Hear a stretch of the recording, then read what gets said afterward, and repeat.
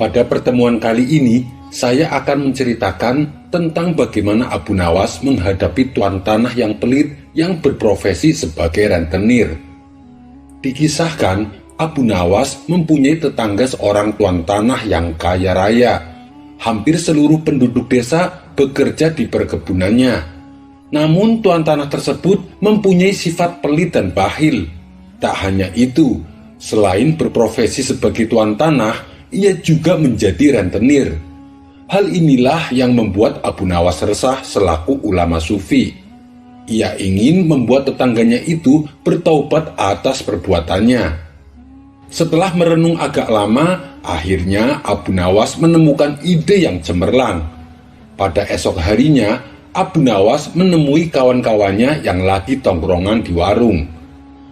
"Hei kawan-kawan, tadi malam aku mimpi dapat wangsit yang tidak bisa aku tolak," ucap Abu Nawas membuka percakapan. Salah satu dari kawannya bertanya, "Benarkah apa isi wangsit dalam mimpimu?" Abu Nawas menjawab, "Aku mendapatkan wangsit, katanya apapun yang dititipkan padaku maka akan beranak." "Maksudnya bagaimana Abu Nawas?" tanya mereka bingung. "Begini kawan-kawan, misalnya kalau kalian menitipkan padaku satu ayam, maka dalam beberapa hari ayamnya akan beranak dan ayam kalian akan menjadi bertambah. Begitu pula bila kalian menitipkan uang atau aku meminjam uang kepada kalian, maka beberapa hari kemudian uang kalian akan beranak dan tentunya uang kalian akan bertambah," jelas Abu Nawas. Mendengar hal itu, sebagian mereka ada yang percaya, ada pula yang tidak percaya. "Jangan-jangan ini cuma akal bulus Abu Nawas untuk meminjam uang," kata mereka yang tidak percaya. Sedangkan bagi mereka yang percaya berkata kepada Abu Nawas, "Hei Abu Nawas, nanti sore aku akan menitipkan 1 ekor kambing kepadamu." Yang lain menimpali, "Aku akan meminjamkanmu uang 2 dinar."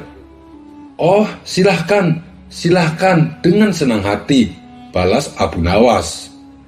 Setelah 5 hari berlalu, ternyata benar, kambing dan uang yang dipinjamkan kepada Abu Nawas menjadi beranak. Yang menitipkan 1 ekor kambing dikembalikan Abu Nawas menjadi 2 ekor kambing. Yang meminjami uang 2 dinar dikembalikan Abu Nawas menjadi 5 dinar. Berita tentang Abu Nawas tersebut akhirnya tersebar ke seluruh penduduk desa dan sampai ke telinga tuan tanah pelit yang menjadi rentenir. Lalu dengan ditemani beberapa pengawalnya, tuan tanah itu mendatangi rumah Abu Nawas. "Wahai saudaraku Abu Nawas, apa kabarnya? Adakah keperluan yang kau inginkan? Katakan saja, nanti aku bisa meminjamkanmu," kata tuan tanah merayu. "Maaf tuan, saat ini saya lagi tidak membutuhkan apa-apa," balas Abu Nawas. "Baiklah, nanti kalau kamu perlu apa-apa, datang saja padaku, jangan sungkan-sungkan," timpal si tuan tanah dengan senyum yang ramah.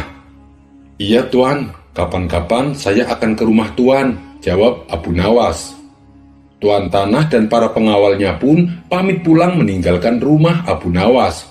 Hingga pada suatu sore, Abu Nawas merasakan lapar, sedangkan ia tak mempunyai apapun di dalam rumah untuk dimakan.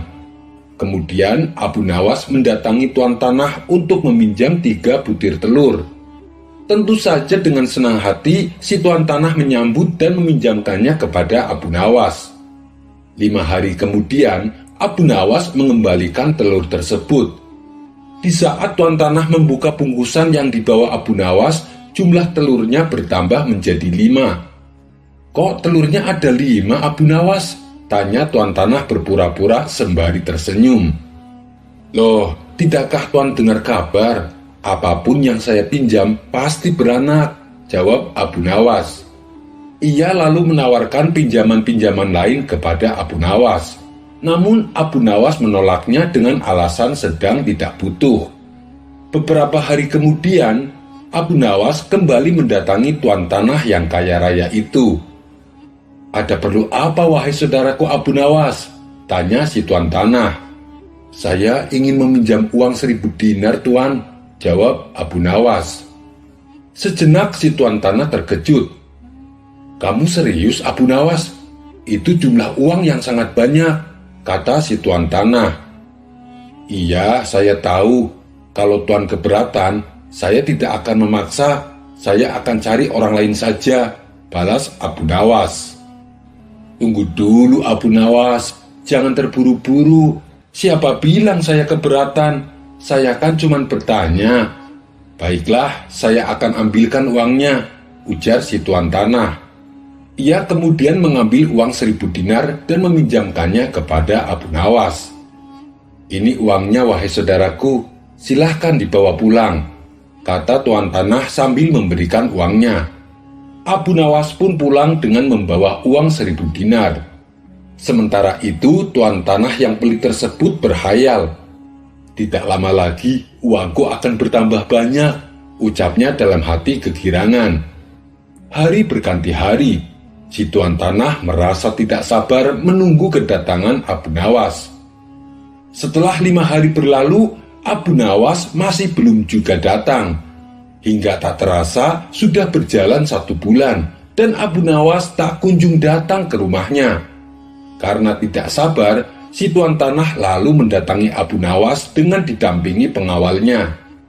Wahai Abu Nawas, sudah sebulan aku menantimu, tapi kamu malah tidak datang, kata si tuan tanah.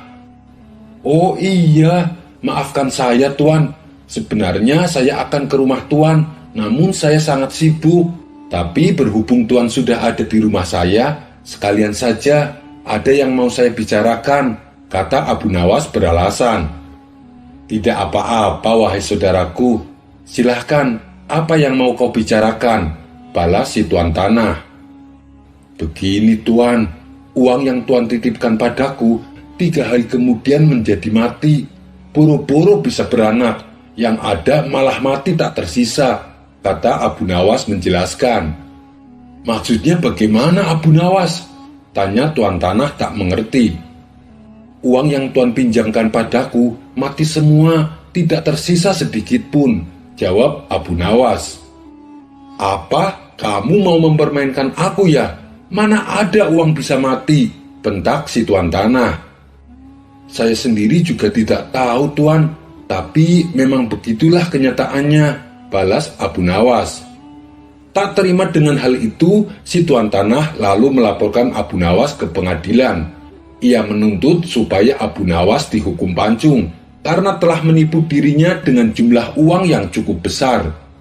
Saat keduanya dihadapkan kepada hakim, si tuan tanah berkata, Tuan Hakim yang mulia, Abu Nawas telah menipuku. Katanya uang yang aku titipkan kepadanya bisa beranak, tapi kenyataannya ia menipuku dan tidak sepeser pun mengembalikan uangnya. Saya minta supaya Abu Nawas dihukum pancung. Setelah mendengar kesaksian dari tuan tanah, sang hakim bertanya kepada Abu Nawas, benarkah seperti itu, wahai Abu Nawas? Abu Nawas menjawab, tidak benar tuan hakim, saya sama sekali tidak menipu dia. Lalu kenapa kamu tidak mengembalikan uangnya? Tanya tuan hakim. Begini tuan hakim, dari awal sudah saya katakan padanya, apapun yang dititipkan padaku bisa beranak. Dan kebetulan uang yang ia titipkan padaku bukannya beranak tapi malah mati. Jadi aku tak mungkin mengembalikannya karena sudah mati. Bukankah sesuatu yang beranak pasti bisa mati? Kata Abu Nawas menjelaskan. Tuan Hakim manggut-manggut dan membenarkan ucapan Abu Nawas. Iya, itu benar. Memang segala sesuatu yang beranak cepat atau lambat pasti akan mati. Dengan ini saya putuskan Abu Nawas dibebaskan dari segala tuduhan dan tidak diwajibkan untuk mengganti rugi. Mendengar keputusan itu, si tuan tanah langsung jatuh pingsan. Ia telah tertipu oleh sifat tamaknya sebagai orang yang kikir dan berprofesi sebagai rentenir.